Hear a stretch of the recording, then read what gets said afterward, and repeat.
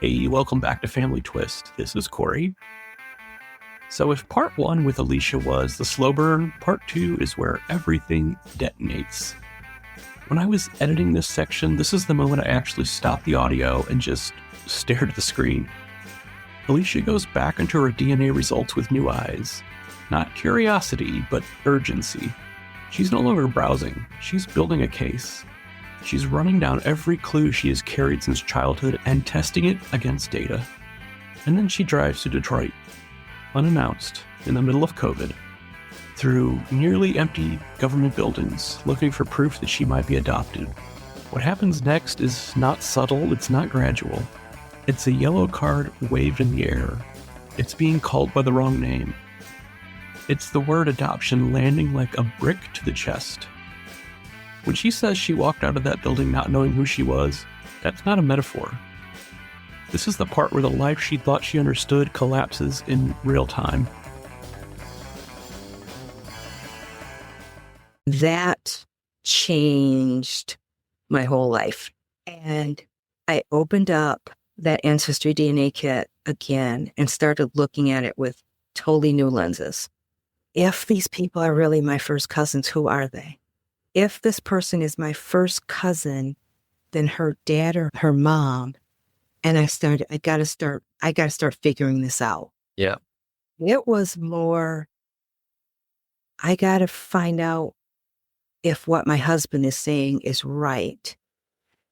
And we started going through that bullet point checklist that I've made my entire life that started making sense in a different way. Why was mom never invested in certain things? Why was my brother and I treated like two only children in the same household? I started looking at it as if, okay, let's look at it like she's not your mom and let's figure who is. Back to childhood, things that I had never seen or known before. I had never seen my original birth certificate. I didn't get to see my birth certificate until I needed it to get married. And when I needed it to get married, then I realized that it was dated and stamped after my brother was born. It was dated and stamped April 9th of 1968. And I was born February 4th. I turned 60 tomorrow, 1966. And I was like, that was always weird. But it was explained that my mom and dad were not legally married when I was born. And when they got married back in those days, your father had to apply, readopt you formally in paperwork. Okay. Right. I bought that story, of course. That's why it's stamped with 68. Never doubted anything else of there. Didn't know what hospital I was born in. It was never talked about. Like I said, my mom most of the time forgot my birthday. When I woke up the next morning, I had this new fire to go back to the beginning. And I knew that had to start with me at least finding out where I was born, because I didn't know. We never talked about hospital, my kids knew all of that.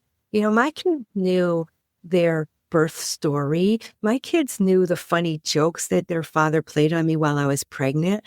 My kids knew what labor and delivery look like. Well, you threaten them with that. I was in labor 4 days with you, So my kids knew. I never knew those things.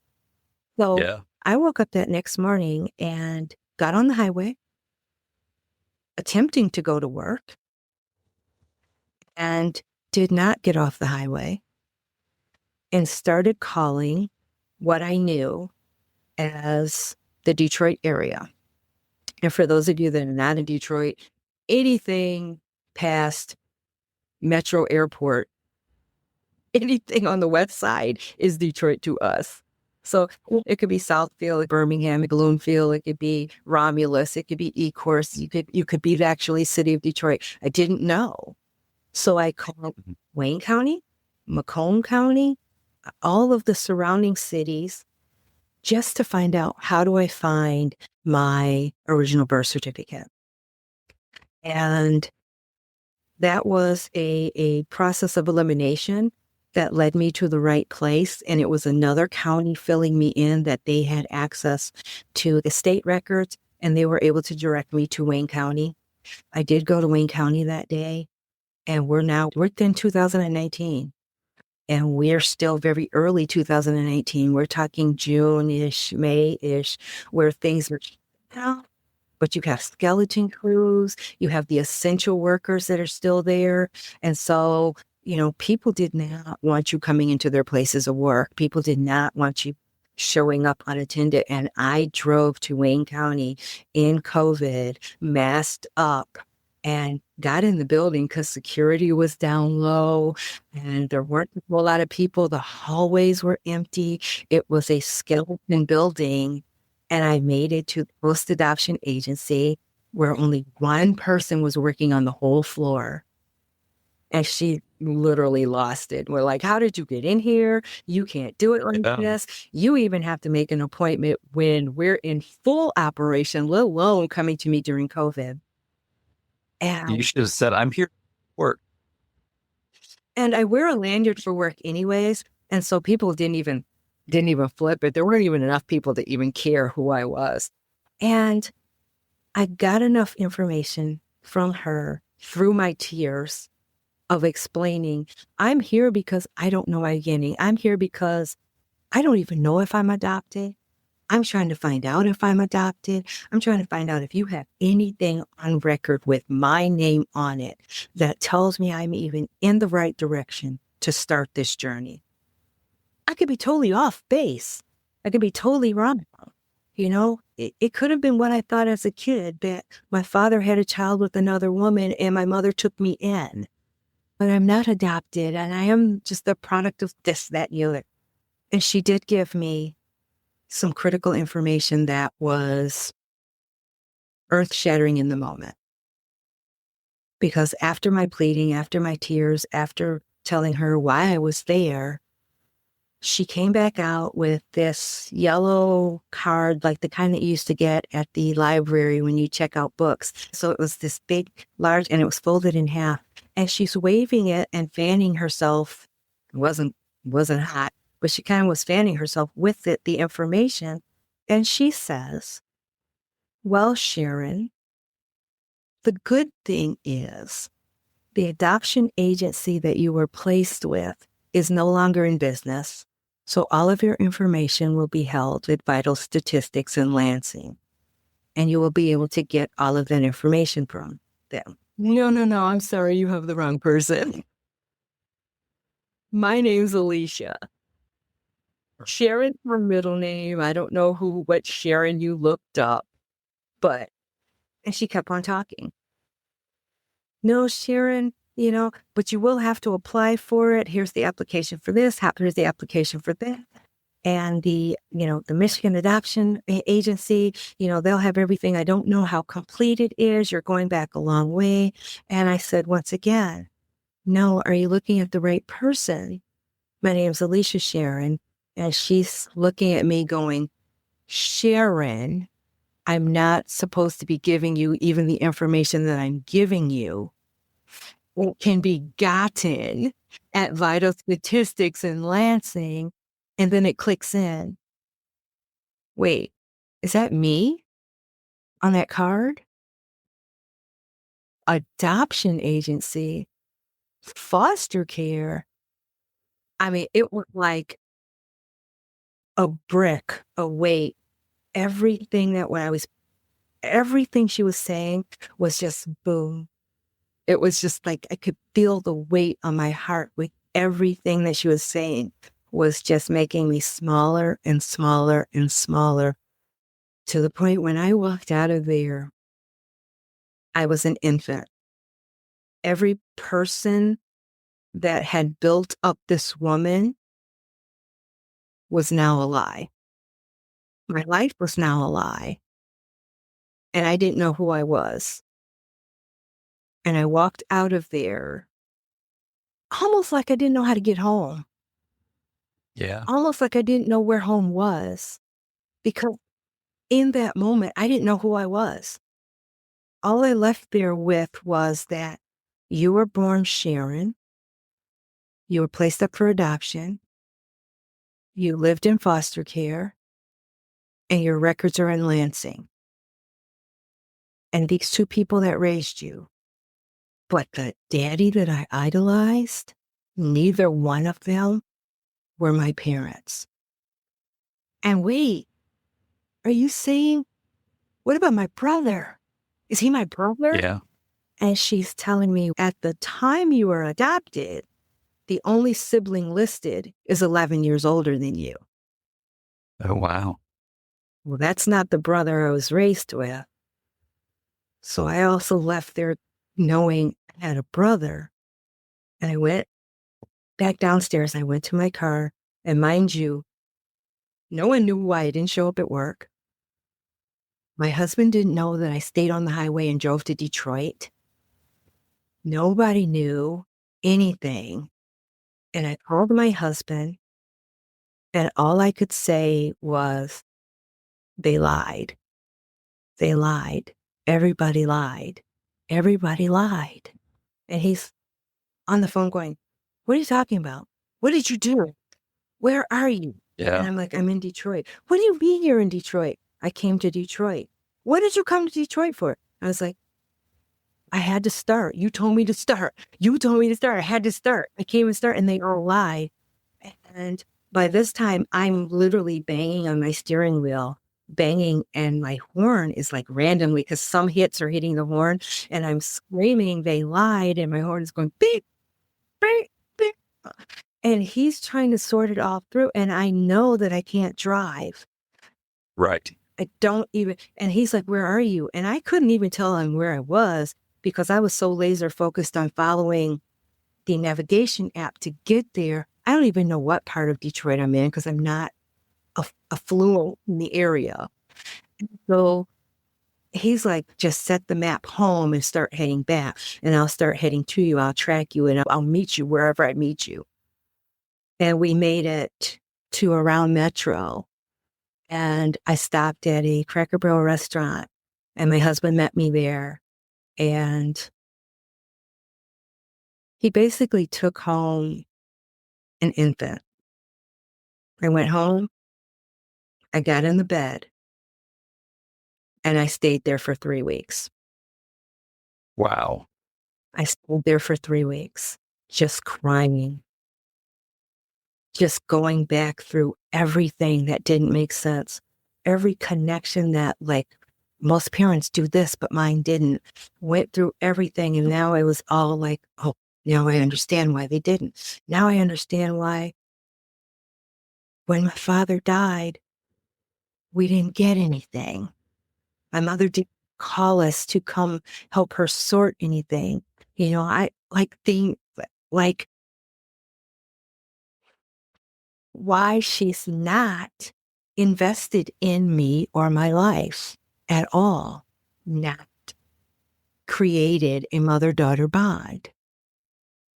I stayed in that bed for 3 weeks, and the day I decided to get out of that bed, I went to work.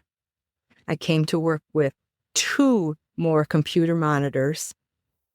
And all 3 computer monitors in front of me, started closing my office door, had the 1 monitor with my work, and the other 2 monitors was knee-deep with that AncestryDNA kit, every people finder, every bin verified, every private investigator that I could afford, every vital statistics record that I needed to fill out. I was knee-deep in it and literally had a credit card pasted to my desk because I'm paying for everything. I felt like time was critical. Yes, I agree. Time was critical. I don't know who I can find. I got to find him fast. I don't know if my mother's alive. I got to find her fast. I don't know if my father's alive. I got to find him fast, because the mother who raised me is now like 92, 93 years old. My father who raised me is already gone. I'm not going to get information out of her because she hasn't given me information in 53 years. Yeah. She's not going to start telling me the truth now. So I started doing all of this without telling her, without even telling my brother. It was months before I told him. It wasn't until I was in Facebook groups and started publicly posting information And luckily, those first cousin matches were good matches. And I was able to start finding my father's family very quickly. My father was already deceased. My uncle actually knew the whole story. Oh, wow. What I was getting from the caseworkers and from my adoption records was a very negative, hurtful story that my mother was 14, that my father was 34, that he was written in the documents as being my grandfather.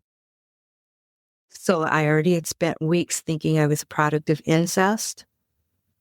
Right. I was not interested in finding him anymore because he's Right. a bad person in my head already. I was very interested in finding my mother because now I know she's only 14 years older than me and she's got to still be alive. So my focus was on her. But when I finally got to meet my uncle and he explained to me that no, he was not your biological grandfather. He was your biological grandmother's boyfriend. Got it. And he was very much socially looked at as my grandfather. My grandmother worked nights and my mom was left in his care and went everywhere with him. And my uncle started seeing a shift in their relationship where they were becoming more of a couple. He was seeing hands being held. He was seeing arms being around her shoulder. He was seeing her looking at him with puppy dog eyes. And he started telling his brother, this girl's too young for you. I don't know what's going on, but you need to stop. Right. She's too young for you. And he said he had a feeling things were going on. And he had a feeling things were progressive.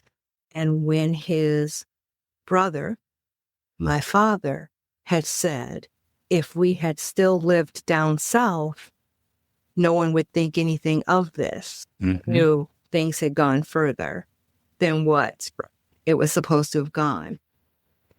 But the story that he had painted to me, and he literally sat me down and looked me in my eyes and he's like, I want to let you know, no, there was love there. Your mom loved my brother. She was totally infatuated with him. This was totally mutual. I saw it coming. I saw it developing. And I want you to know you were not a product of incest. You were not a product of rape.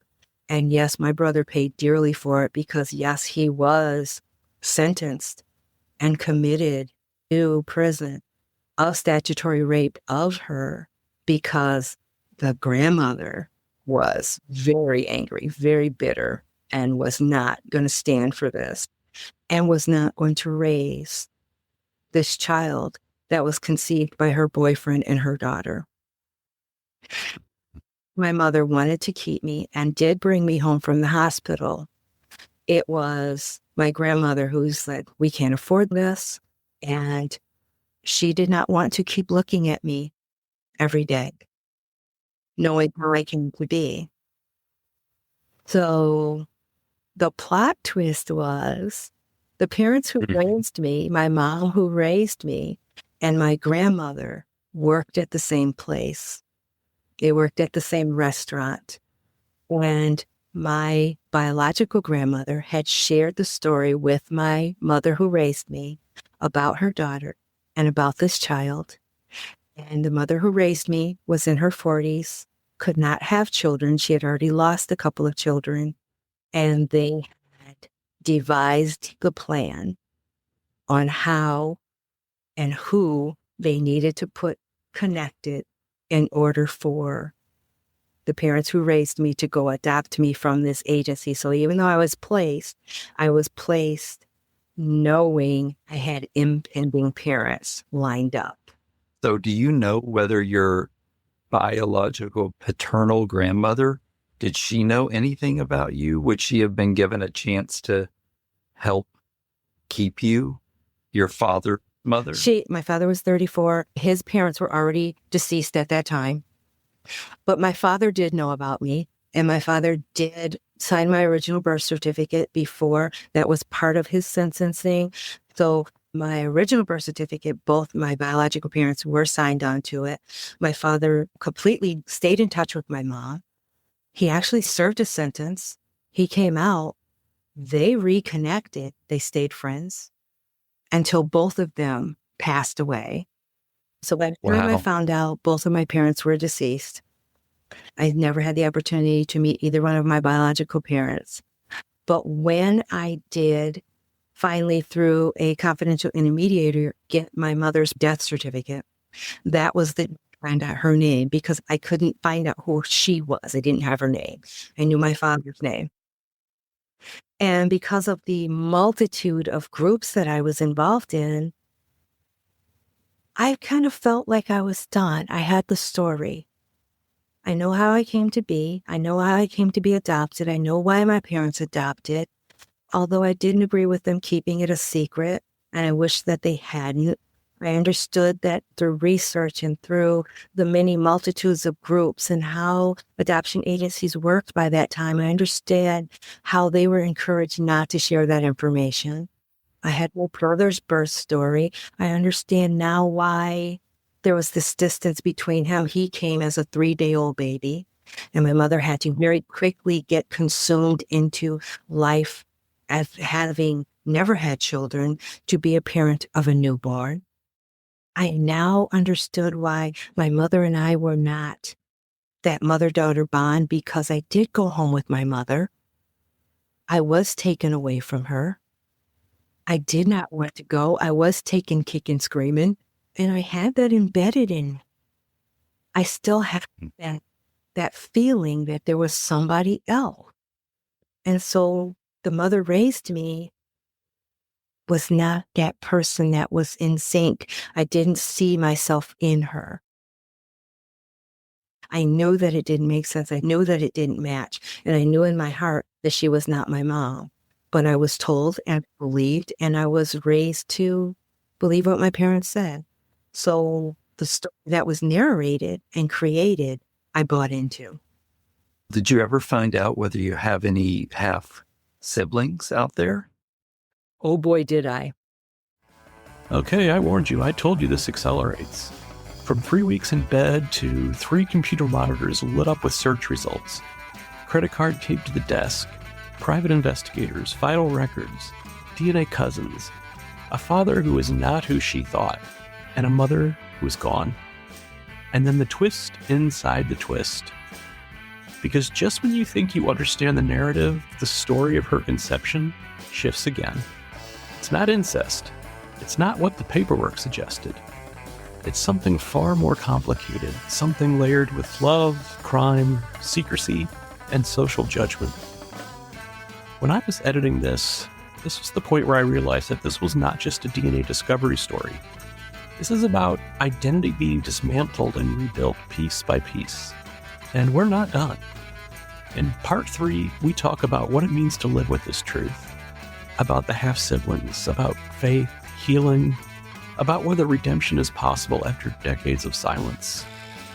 If you're coming to Untangling Our Roots, you're going to hear Alicia tell this story in person. After sitting with this audio in my headphones, I can tell you it lands hard. Part 3 is where the hidden becomes spoken. The Family Twist podcast is presented by Savoir Faire Marketing Communications and produced by Mosaic Multimedia.